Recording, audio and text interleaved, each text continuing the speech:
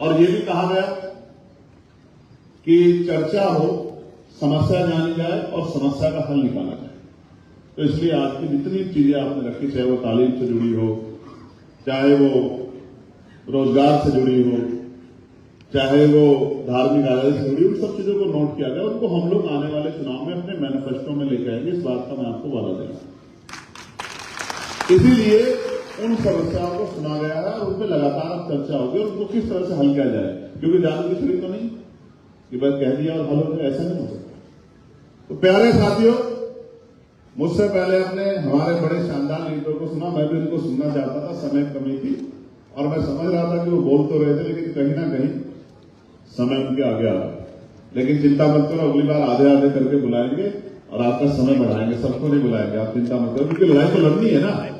लड़ाई एक दिन में नहीं खत्म हो गया आज के समय, लड़ाई तो आज शुरू हो रही है और लड़ाई इस बात के साथ शुरू हो रही है कि उत्तर प्रदेश का भविष्य कैसा होगा, उत्तर प्रदेश के स्कूल कैसे होंगे, उत्तर प्रदेश के कॉलेज कैसे होंगे, उत्तर प्रदेश की यूनिवर्सिटियां कैसे होंगी, उत्तर प्रदेश के किसानों को उनकी आमदनी, उनका हिस्सा बैठता हो मिलेगा नहीं मिलेगा, उत्तर प्रदेश के गरीबों को उनका हक मिलेगा नहीं मिलेगा, उत्तर प्रदेश में धार्मिक आजादी कैसे रहेगी, सामाजिक आजादी कैसे रहेगी, आर्थिक आजादी कैसे रहेगी, नौकरी मिलेगी नहीं मिलेगी, रोजगार मिलेगा नहीं मिलेगा, इन सब चीजों पर चर्चा करनी।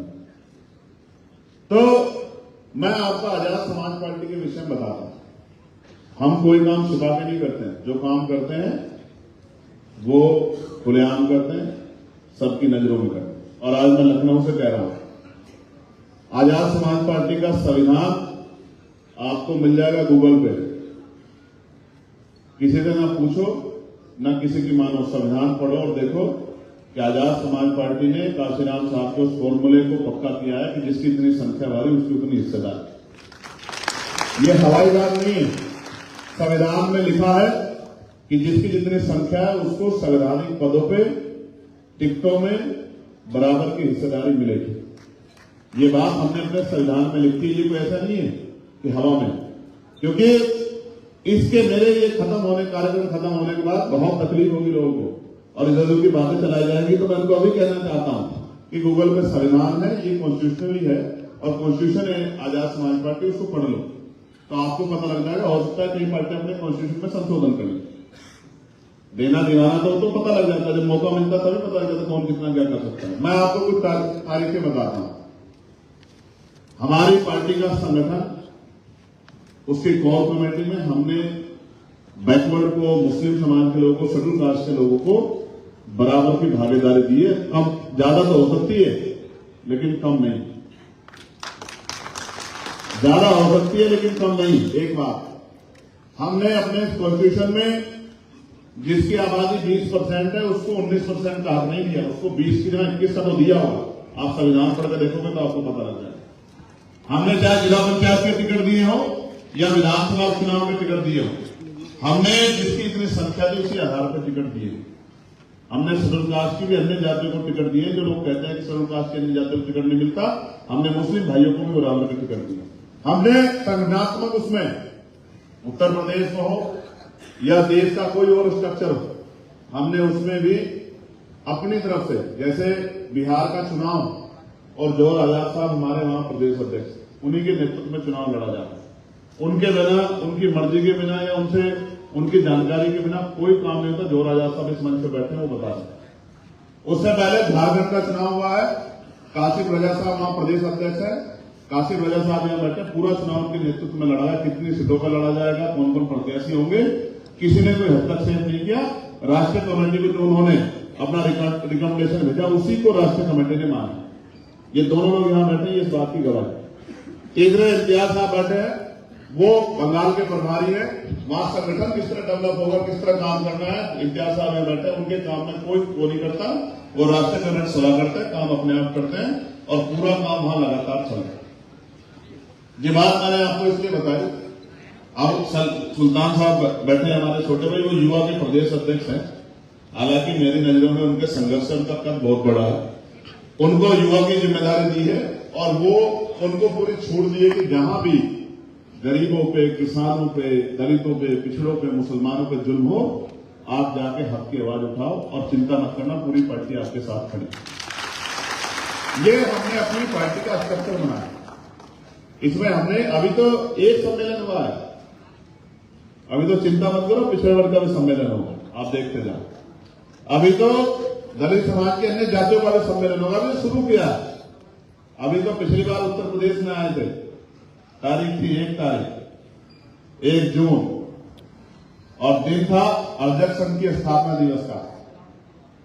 एक कार्यक्रम नहीं झेल पाया, अभी तो शुरू किया, अभी देखते जाओ। अब तो पूरे उत्तर प्रदेश में गली गली जाएंगे, घर घर जाएंगे, लोगों को जगाएंगे, अपनी बात रखेंगे, लोगों को विश्वास ही देंगे।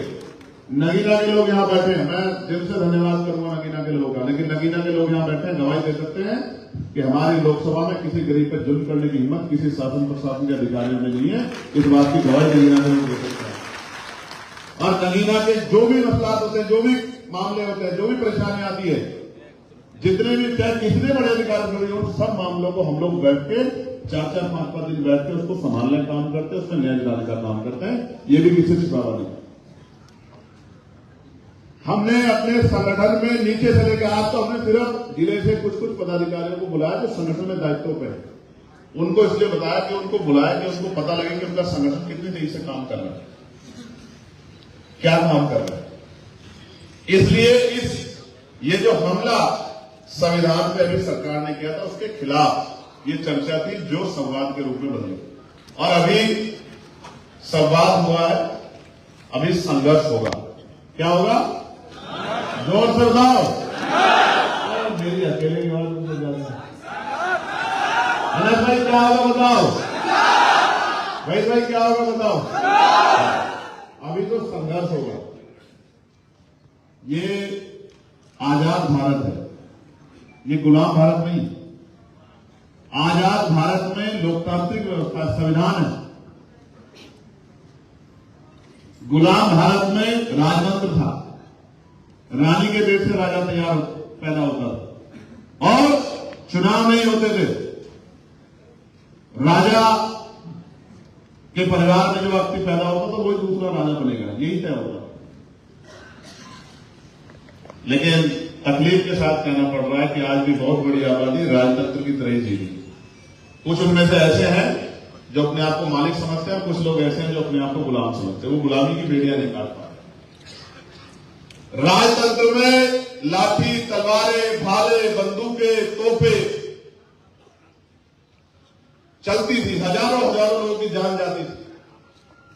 लेकिन भारत के संविधान ने इतनी सुंदर व्यवस्था की है, न लाठी चलाना, बंदूक चलाना, न तोप चलाना, न किसी को बुरा कहना, अच्छी बात कह के अपना हम क्या कर सकते हैं समझा के आप इस व्यवस्था में भागीदार हो सकते हैं और खुद को ताकतवर बना सकते हैं। इस लोकतंत्र को समझ लो।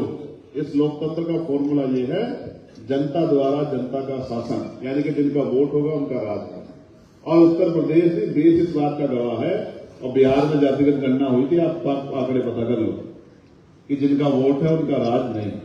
और जब तक आप अपने वोट की अहमियत नहीं समझोगे, आपने जितने मसला बताए, जितनी समस्या आपने बताई, तालीम की हो, स्कॉलरशिप की हो, धार्मिक आजादी की हो, रोजगार की हो, या और कोई समस्या हो, जुल्म जाति अन्याय की हो, बुलडोजर से लेकर कोई समस्या हो, उसको हल कैसे करोगे जब कुर्सी पे सत्ता में दूसरी पार्टी के लोग बैठे होंगे और कुर्सी पे उनके चहेते अधिकारी बैठे होंगे, डीएमएसएसपी उनके होंगे, डीआईजी आईजी उनके होंगे, एडीजी डीजीपी उनके होंगे, चीफ सेक्रेटरी से लेके और गांव का सेक्रेटरी उनकी बात मानेगा, तो वो आपको न्याय क्यों देंगे? आप बताओ। आप सोच के तो देखो ना। आपकी सारी समस्या मैं मानता हूं ये समस्या, लेकिन समाधान क्या है? लोकतांत्रिक व्यवस्था में जिसके पास राज होगा, जिसके पास कुर्सी होगी, जिसके पास कलम होगा, वही तो योजना बनाएगा, वही तो नीति बनाएगा, वही तो पॉलिसी बनाएगा, वही तो लागू कराएगा। अब मैं कह रहा हूं कि हमने सब कुछ तैयार कर लिया और वोट हमने अपना संगठित नहीं किया, वोट को हमने इधर उधर बखेर दिया और परिणाम हमारे खिलाफ आए, और दूसरी पार्टी के साथ सत्ता में है, ऐसी पार्टी सत्ता में आ गई तो वो आपको क्या बांटेगी? मिठाई? आपके बच्चों को तालीम देगी, आपको स्कॉलरशिप देगी, आपको सम्मान देगी? वो तो लठी मारेगी ना भाई। वो तो वोट इस बात पे मांग रहे हैं कि आप हमें वोट दे तो हम इनको लठ मार देंगे। आप समझो, मैं तो खादिम साहब बैठे, मैंने देख लिया उनको। अगर मुसलमान, मैं सच कह रहा हूं, बीजेपी को वोट देने लग जाए इस देश में, मैं सच कह रहा हूं, इस देश में भारतीय जनता पार्टी सबसे नीचे दर्जे की पार्टी हो जाएगी। वो इसी नाम पे वोट मांग रहे जो सत्ता में बैठे हैं। इस समय इनसे मुकाबला है। मैं किसी और दल पे बात नहीं करना चाहता, मैं तो सत्ता से बात करना चाहता हूं, और इसलिए नहीं करना चाहता क्योंकि उनकी हमारी लड़ाई नहीं। ये तो हमारे लोग गुमराह, वरना हमको जिस तरह से उनके बड़े बड़े नेताओं को जो सबसे बुजुर्ग में से ठीक चीज के धक्के मार के कोने में कर दिया जाता है ना, उसके बाद भी अगर वो समझना नहीं चाहते, अगर वो अपमान को इज्जत समझ रहे तो मैं क्या कर सकता हूं। इज्जत तो दिखती है, इज्जत इस मंच की गवाही है, इज्जत किसे कहते हैं। वरना आप देख लो, अभी 15 दिन नहीं हुए ऐसे कौने मार मार के वहां कोने में ले गए। बताओ लेगे नहीं लेगे, बताओ। तो ये तो दिखती है अपने आप। मैं ये कह रहा हूं, इतनी बड़ी आबादी को नकार के और आप ये कहते हैं कि वो आपको वोट भी देती रहे, ये तो इनकी ईमानदारी है। मैं, हमारे वसीम साहब खड़े हैं और नईम साहब खड़े हैं, मैं ये कह रहा हूं, नकारात्मक राजनीति आपको इस देश को लेकर डूबेगी। मेरी बात को आप याद रखें। सकारात्मक राजनीति करो। वोट को किसी को हराने के लिए मत दो, वोट को किसी को जिताने के लिए दो, वोट को जीतने के लिए दो, वोट को अपने और अपने बच्चों के भविष्य को ध्यान में रखते दो। अभी तक आप क्या कर रहे हैं, और यही चला रहा है लंबे समय से कि फलानी पार्टी को हराना है, फलानी पार्टी को हराना। मैं आपसे कह रहा हूं, मैं अपनी 70% एनर्जी किसी को हराने के लिए लगा दूं तो 30% एनर्जी से मेरा कौन सा भला हो जाएगा। हमारी पूरी एनर्जी 5 साल हम लोग जुर्म जात के अत्याचार सहते हैं और बाद का 1 महीना में इस बात पर लगाते हैं कि इसको कौन हरा रहा है। मैं ये कह रहा हूं, जब तक आप कुर्सी पे नहीं बैठोगे, जब तक आपके बच्चे पटवारी, सेक्रेटरी, पुलिस, सीआरपीएफ का जवान, सीएसएफ का जवान, एडीएम, डीएम, एसडीएम नहीं बनेगा, सीओ, एसपी, डीएसपी नहीं बनेगा, एडीजे, डीजे नहीं बनेगा, तो आपको कैसे लगता है कि वो आपके साथ न्याय कर पाएंगे। आज भी तो अधिकारी तो आज भी है या नहीं है, बताओ कुर्सियों पे है या नहीं है। अधिकारी भी है, सरकार भी है, फिर क्यों कह रहे हो कि बुलडोजर चल रहा है, फिर क्यों कह रहे हो अन्याय हो रहा है। क्योंकि जिस सोच के लोग बैठे हैं कुर्सी पे, बाबा साहब अम्बेडकर ने संविधान को सौंपते हुए कहा था कि मुझे शंका है, मुझे शंका कि संविधान कितना भी अच्छा क्यों ना हो, अगर चलाने वाले हाथ अच्छे नहीं होंगे, उनकी नीयत अच्छी नहीं होगी, उनकी नीति नहीं अच्छी होगी, तो अंत तक संविधान बुरा साबित होगा। उन्होंने कहा संविधान कितना भी बुरा क्यों ना हो, चलाने वाले हाथ अच्छे होंगे, उनकी नीति अच्छी होगी, उनकी नीयत अच्छी होगी, तो अंत तक संविधान अच्छा साबित होगा। आज ही हमारे सामने मुसलमान के साथ साथ पिछड़े वर्ग के लोग कितने बुरे दौर में आते हैं। कथा कर दी, क्यों साहब आपको पता है कथा कर दी थी इटावा में, तो चोटी काट दी, किस चीज से शुरू किया है, पेशाब से शुरू किया। आप सोचो ये क्या सोच है, ये क्या सोच है। जिसके ऊपर पड़ती है उसको लगता है कि मेरे ऊपर शोषण हो रहा था। आपको सच कह रहा हूं देहरादून वालों, शोषण तो यहां सभी पे होगा। जो सरकार के विचार के साथ नहीं है, चाहे वो अगड़ा हो या पिछड़ा हो या मुसलमान हो या दलित हो या वो कर्मचारी या अधिकारी हो, सब शोषण के शिकार हैं। ये सरकार उन्हीं की है जो पूंजीपति उनके साथ खड़े हैं या जो उनकी बात कर रहे हैं। ये सरकार उन्हीं की। अब इटावा की बात आएगी तो आप कहेंगे यादव समाज के साथ हो गया, लेकिन मैंने तो लोधी समाज के साथ भी देखा यही अपमान, यही मैंने पूर्वी समाज के साथ में देखा, यही मैंने साउथ समाज के साथ में देखा। और दलितों की तो क्या कहो, आदिवासी की तो क्या कहो, उनको तो डायल के नाम पे भी 5 लोगों को जला के मार दिया, उनकी कोई पूछने वाला नहीं। मैं आपको सच कह रहा हूं, जो आज आपको महसूस हो रहा है 70 सालों में, वो तो हम पिछले 5000 सालों से इस देश में सहते आ रहे हैं, लड़ रहे हैं उसके खिलाफ। बस जरा सा फर्क है कि जो भी दौर आया राजतंत्र का था तो हम राजतंत्र के तरीके से लड़े, और जब लोकतंत्र आ गया तो हमने वोट की अहमियत को समझ के, शिक्षा की अहमियत को समझ के हम लोग लड़े। ये फर्क है। एक बार आप हमारी तरह सोच के इस लड़ाई में हमसे पीछे खड़े हो जाओ, लड़ाई संघर्ष में, और जब हिस्से की बात है हकदारी तो हमसे आगे खड़े हो जाना। हम इस बात की आपको गारंटी देते हैं। संघर्ष में हमारे पीछे खड़े हो जाओ, ढाल बन जाओ। अगर गोली आएगी तो हम खाएंगे, ये नीले पट्टे वाले मैं गारंटी देता हूं। और जब मिठाई आएगी तो आप आगे हो जाना, हम आपका हाथ नहीं खींचेंगे, इस बात का भी मैं आपको विश्वास दिलाता हूं। अम्बेडकर वाली कभी इसका हक नहीं मानता। आज ये महसूस करके देखो, अभी 3 दिन पहले मैं अपने लोकसभा क्षेत्र में था, वहां एक कस्बा है धामपुर, और ये मीडिया के माध्यम से जरा लखनऊ में खड़े होकर मुख्यमंत्री जी सवाल है कि धामपुर में चौक पे जो दुकानें थी वो बंद कराई गई, इस बात के साथ कि वो मुसलमानों की दुकानें, जबकि भारत का संविधान इस बात की गारंटी देता है कि धर्म के आधार पर किसी के साथ भेदभाव नहीं हो सकता।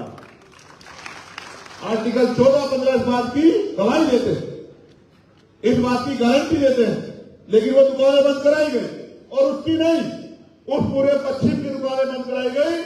और अगर वो दुकानें मीट की होती तो मैं भी मान लेता, किसी की भावना हो सकती है, तो मैं भी इसको कहता कि भाई ठीक है बंद कर लो। हालांकि जिसका रोजगार जाता है पता तो उसको लगता है, जिसके बच्चे भूखे मरते हैं, जिसको पैसे की जरूरत होती है, जो हाथ फैलाता है उसको पता लगता है, सरकार को नहीं लगता है।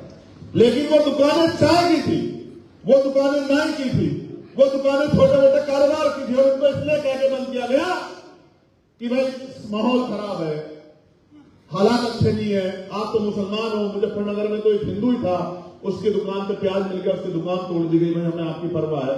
मैं ये पूछना चाहता हूं कि आपकी पुलिस क्या कर रही है, आपकी इंटेलिजेंस क्या कर रही है, आपकी कानून व्यवस्था क्या है?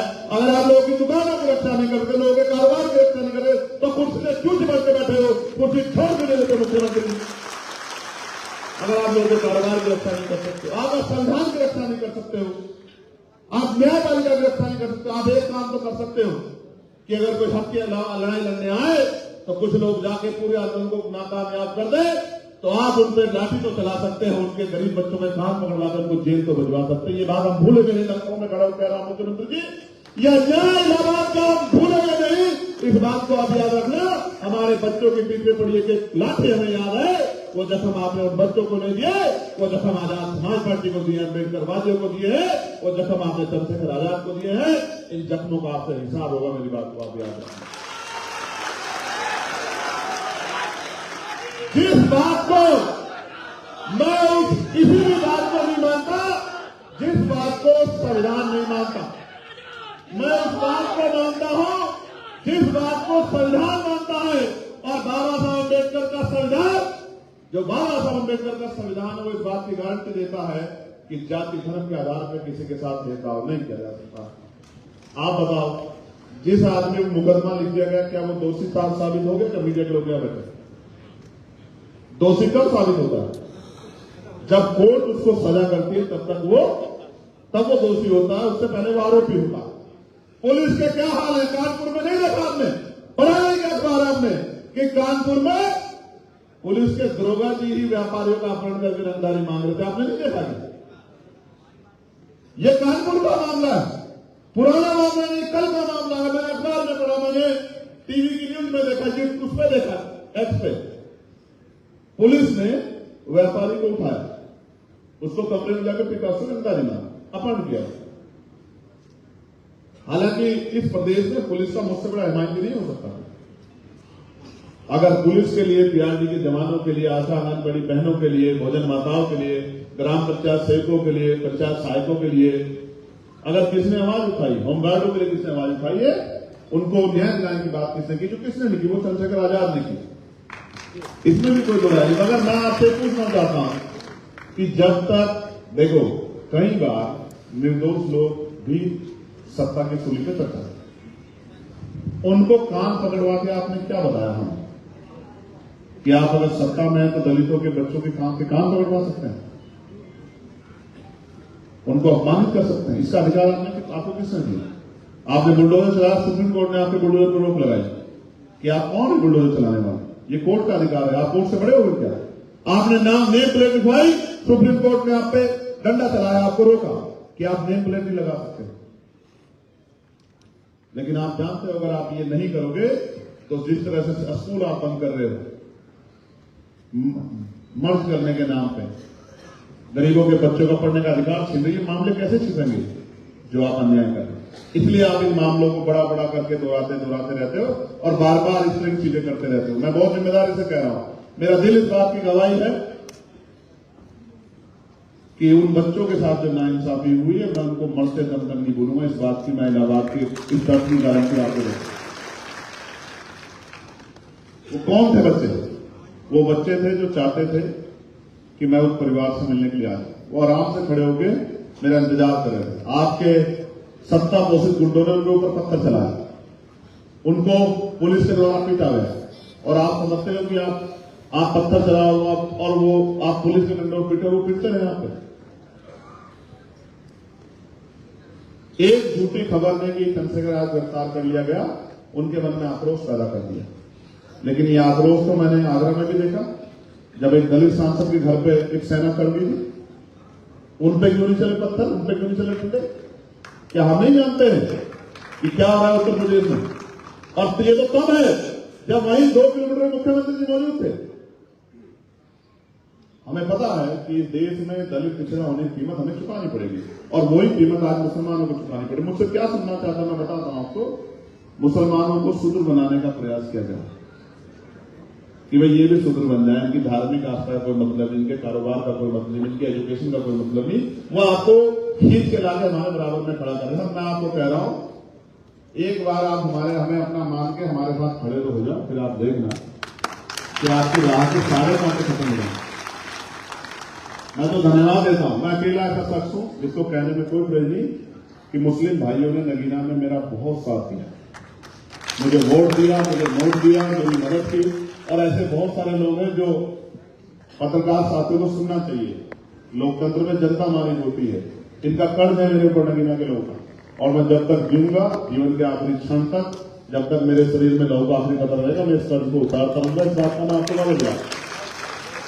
लेकिन कुछ ऐसे शख्स भी हैं जिन्होंने एक महीने के रोजे वहीं बिताए, जिन्होंने अपनी ईद का त्यौहार जो 1 साल में एक बार आता वहीं बिताया, जो अपने घर नहीं होते, अपने परिवारों के बीच नहीं पहुंचे, जिनके घर में जिनकी वालिदा बीमार थी, जिनके वालिद साहब बीमार थे, जिनके बच्चे ईद में उनकी राह देख रहे थे, वो ऐसे सिपाही आजाद समाज पार्टी ने डट के वहां काम किया और लोगों तक मैसेज पहुंचाने का काम किया। देखो एक मैसेज का, देखो मैंने कहा था असलम भाई बैठे हैं कि वोट तो आप नगीना के लोग दोगे, लेकिन ये आवाज पूरे देश के गरीबों की बनेगी। मेरी बात का कोई ऐसा मसला नहीं है। लोग कहते हैं कि आप मुझे पावर में ले आओ, फिर आप देखना मेरा जोर, मैं आपको चांद पे ले जाऊंगा, मैं आपको मंगल पे ले जाऊंगा। मैं आपको कह रहा हूं, जब मैं सांसद भी नहीं था, जब मुस्लिम भाइयों को, पिछड़े वर्ग के भाइयों को, किसानों को, पहलवानों को, नौजवानों को मेरी जरूरत पड़ी है, लखनऊ इस बात का गवाह है कि 5 दिन तक 69,000 शिक्षक भर्ती पर मैं यही जमीन पर लेट के उनके बीच में रहता था और सरकार को झुकाने का काम हमने किया था। ये इस बात की गवाही। जब पहलवान बेटों का मामला आया, मैं वही साहब के साथ बैठते मौके पर।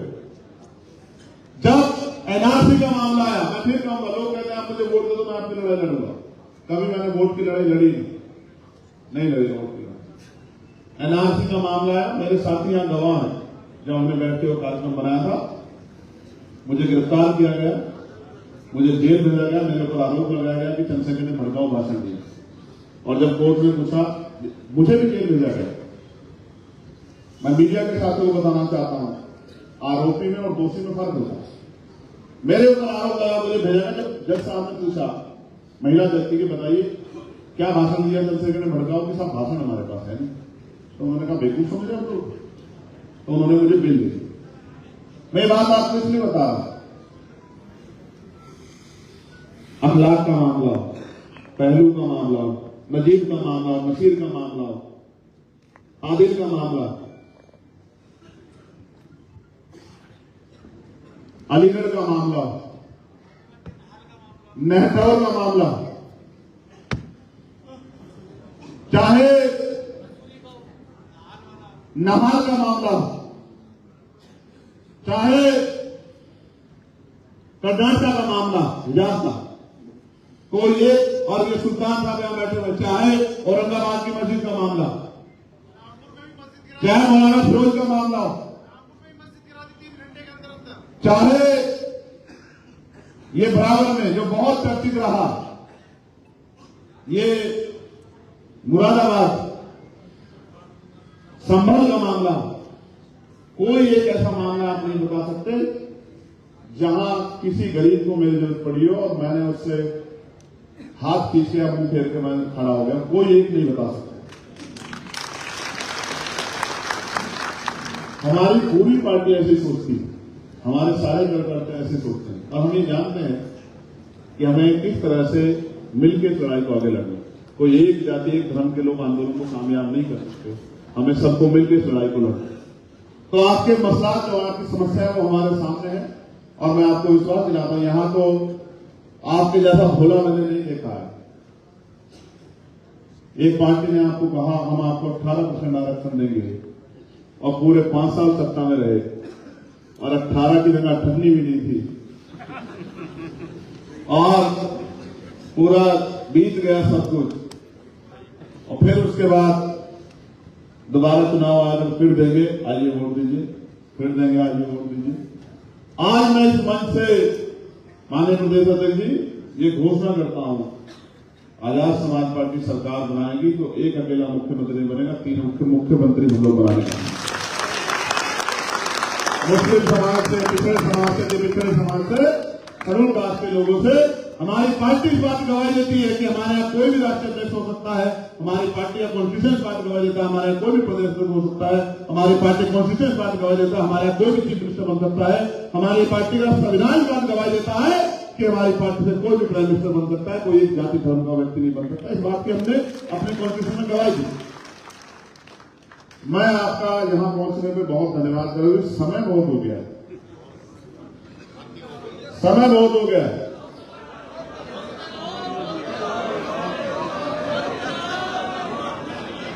लेट तो नहीं हो रहे हो? लोकतंत्र में जिनके पास ताकत होगी उन्हीं को इज्जत की जिंदगी मिलेगी, उन्हीं के बच्चों को रोजगार मिलेगा, उन्हीं को नौकरी मिलेगी, उन्हीं को समान का जीवन मिलेगा, उन्हीं का कारोबार बचेगा, उनको ही आगे बढ़ने की आजादी मिलेगी।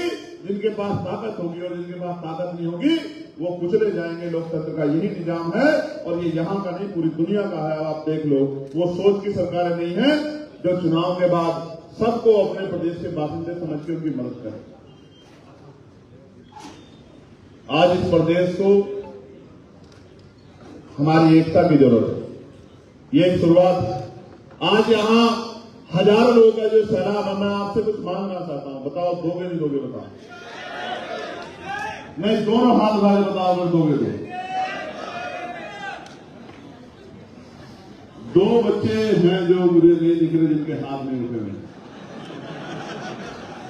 मेरी नजर से ये ना समझ लेना कोई छिप जाएगा कोई बच जाएगा। इमरान भाई, मेरी नजर से ऐसा बहुत कम मुमकिन है कि मेरी नजर से कोई चीज बच जाए। हाँ नीचे करो, हाँ नीचे करो। बहुत बहुत बहुत इस प्यार के लिए, इस मोहब्बत के लिए आपका बहुत शुक्रिया। मैं आपसे कह रहा हूं, इस प्रदेश की बात मैं करता हूं। स्कूल कहां बनेगा, कॉलेज कहां बनेगा, यूनिवर्सिटी कहां बनेगी, मेडिकल कॉलेज कहां बनेगा, एम्स कहां बनेगा, रोजगार किस डिपार्टमेंट में मिलेगा, नौकरी किस डिपार्टमेंट में मिलेगी, लोन किसको मिलेगा, जमीन किसको मिलेगी, घर किसको मिलेगा, शिक्षा की व्यवस्था कैसी होगी, कानून व्यवस्था कैसी होगी, पेट्रोल के क्या दाम होंगे, डीजल के क्या दाम होंगे, किसको परमिशन मिलेगी, किसको नहीं मिलेगी, ये सब सत्ता तय करती है। और अगर आप सरकार में नहीं है, सरकार से बाहर हैं, तो आपकी आबादी कितनी हो इससे कोई फर्क नहीं पड़ता। आप 1 लाख लोग सड़क पर निकल जाओ, एक अपने ऊपर हुई FIR नहीं वापस ले सकते, लेकिन आप 1 लाख लोग एकजुट होकर वोट दे दो तो आप अपनी विधानसभा में MLA बना सकते हो और वो MLA विधानसभा में खड़े होकर एक नहीं हजारों लोगों पर होने वाले अन्याय को रोक सकता। मैं आपसे ये मांगना चाहता हूं, मैं चंद्रशेखर आजाद, मैं आपसे मांगना चाहता हूं, आपने सबको मौका दिया है, सबका हाथ थामा, सबकी मदद की है, सब पे भरोसा किया है। एक मौका आजाद समाज पार्टी काशीराम को आपको देना और ऐसे नहीं देना चाहिए। अगर 8 घंटे की ड्यूटी करते हैं पेट में रोटी पहुंचाने के लिए, इस पेट को भरने के लिए अपने लिए हर कोई जीता है, जो दूसरों के लिए जीते उसको इंसान कहते हैं। अपने लिए हर कोई जीता, जो दूसरों के लिए जीता उसको इंसान कहते हैं। 8 घंटे आप अपने लिए जीते हैं कि अपने परिवार को और अपने आप को अपना पेट भर सके।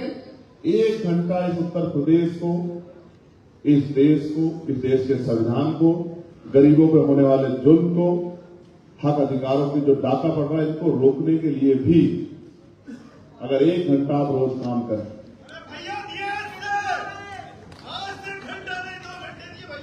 आप महसूस करो आपकी जेब में फोन है, इस फोन में 500 नंबर है। क्यों प्रधान जी है या नहीं ये बताओ? 500 नंबर है इस फोन में। अगर आप कुछ ना करो, कहीं ना जाओ, अगर अपने रिश्तेदारों को इस फोन पे, कम से कम रिश्तेदार को आपका भरोसा करते ही होंगे, करते नहीं करते हैं? अगर फोन पे उनको ही समझाने लग जाओ, उनको ही बताने लग जाओ, उनको ही कहने लग जाओ कि मैंने आपको फोन किया है, आप अगले अपने 2-4 रिश्तेदारों को फोन कर लो, इसी तरह से तहरीक चला लो। तहरीक चलती कहां से है, चलाता कौन है, उसके अंजाम क्या होते हैं, ये 3 अलग अलग चीजें। चली है नगीना से, चला आप सब लोग रहे हैं, लेकिन जब अंजाम पे पहुंचेगी तो उत्तर प्रदेश के हर एक आदमी के आंसू पूछने का काम करेगी। इस बात का मैं आपको बता दूं, न किसी गरीब पे जुल्म करेंगे और न किसी गरीब पे जुल्म होने देंगे, न किसी को नुकसान पहुंचाएंगे और न किसी को नुकसान पहुंचाने देंगे। सबका हाथ पकड़ेंगे, सबके धर्मों का सम्मान करेंगे, सबके बच्चों को आगे बढ़ाने के लिए नए इंतजाम करेंगे, एक नया इंकलाब करेंगे, एक नई आंधी लाएंगे, एक नई ताकत बनाएंगे। एक ऐसी सियासी ताकत होगी जिसमें हर एक आदमी भी, विरोधी भी ये महसूस करेगा कि ये ताकत किसी को मिटाने के लिए नहीं है, ये ताकत सबको आगे बढ़ाने। ये कब होगा मेरे साथियों? 1 साल का कार्यकाल हुआ है मेरा भी। आप समझिए किसी दफ्तर में कोई काम करने जाता है तो 1 साल की तो ट्रेनिंग हो जाती है, उसके बाद कहते हैं कि ले भाई अब तो कुछ काम कर ले। 1 साल हुआ है अभी। इस 1 साल में आप बताओ पार्लियामेंट में चंद्रशेखर आजाद से ज्यादा कोई बोलता क्या? आप बताओ। आप एक रात पहले मसला बताते हो मामला, और मैं तरीका ढूंढता हूं रात में किस तरह से आपके मामले को पार्लियामेंट में उठाया जाए। मैं आज आपको कह रहा हूं, इलाहाबाद का मामला हो या अलीगढ़ का मामला हो या नहल का मामला हो या देश में कहीं भी दलितों पे, पिछड़ों पे, गरीबों पे, किसी भी जाति धर्म के लोगों पे, महिलाओं पे, किसानों पे कोई जुल्म हुआ है, जैसे अनंतपुर में गुर्जर समाज के लोग साथ अन्याय हुआ, उनके घर गिराए गए, और मैं गुर्जर समाज के लोगों को बहुत दिनों से समझा रहा था कि जलते घर को देखने वालों, फूस का छप्पर आपका है, आग के पीछे तेज हवा है, आगे मुकद्दर आपका है। तेरे कत्ल पे मैं भी चुप था, मेरा नंबर अब आया, मेरे कत्ल पे आप भी चुप हो, अगला नंबर आपका। मैं गुर्जर समाज के लोगों को समझा रहा था, लेकिन अब जब वहां फरीदाबाद में, अनंतपुर में 7-7 साल से जो वहां रह रहे हैं, अब उसको जब बुलडोजर चला तो कल उनकी पंचायत, उनको समझ में आया कि जो सत्ता में लोग बैठे हैं वो किसी के नहीं, उनको सिर्फ पूंजीपति खुश करना। और मैं आपको एक और बात बताता हूं, बहुत कामयाब बात बताता हूं। उनके सांसद हैं, उनके मंत्री हैं, अब वो उनके पास जाते हैं तो हाथ जोड़ लेते हैं। मैं यही आपको बताना चाहता हूं कि जो विधायक, सांसद आपका होते हुए भी, आपके बीच का होते हुए आपकी समस्या को नहीं उठा सकता, वो कभी आपके लिए बोल नहीं सकता, आपका भला नहीं कर सकता। इस बात को आप ये समझते हो कि ये पार्टी सेकुलर है, वो पार्टी सेकुलर है, ये बहुत गंभीर बात कह रहा हूं। इसको घर जाके सोचना कि चंद्रशेखर भाई ने क्या कहा। ये आप सोचते हो पार्टियां सेकुलर है और पार्टियों को वोट देते। एक आदमी 20 साल भारतीय जनता पार्टी में रहा और 15 दिन पहले उसने कोई दूसरी तथाकथित सेकुलर पार्टी ज्वाइन कर ली। क्या उसका आचरण, उसका व्यवहार, उसका मिजाज बदल जाएगा?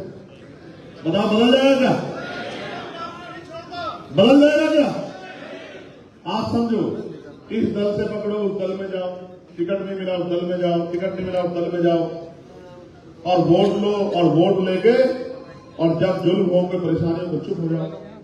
ऐसे व्यापार की राजनीति से आपका भला नहीं हो सकता। आपको अपने बीच के लोगों को, संघर्ष करने वालों को, आपके लिए लड़ने वाले लोगों को विधायक सांसद बना के आगे भेजना पड़ेगा, तभी ये लड़ाई कामयाब है। मैं पुनः उत्तर प्रदेश की टीम का और मेरे छोटे भाई डॉक्टर आकिब साहब का, वो इस कार्यक्रम के संयोजक हैं, उन्होंने सबको दावत दी है। और जो देश भर से हमारी लीडरशिप आई है, इनको मैंने भी बुलाया था कि भाई आप आ जाना, आपको पता लग जाए कि उत्तर प्रदेश में जो चिराग आपने जलाया था नगीना से, उस चिराग में कितने नए चिराग जुड़ गए, ये दिखाने के लिए मैंने उनको बुलाया था। आप भी देख लो और कमर कस लो कि आने वाले उत्तर प्रदेश के चुनाव में हमें उत्तर प्रदेश में एक मजबूत ताकत बन के आना है। और जब हमारे बीच का कोई आदमी सत्ता कुर्सी में बैठेगा, तभी भला होगा, तभी अच्छे स्कूल बनेंगे, कॉलेज बनेंगे, व्यवस्था बनेगी, स्कॉलरशिप मिलेगी, रोजगार के साधन आएंगे, नौकरी आएगी, बैकलॉग भरा जाएगा, प्रमोशन मिलेंगे और यह अन्याय होना बंद होगा। बहुत बहुत धन्यवाद। उठा दो हाथ, पहले मेरे साथ नारे लगाओ, हमारी एकता जिंदाबाद।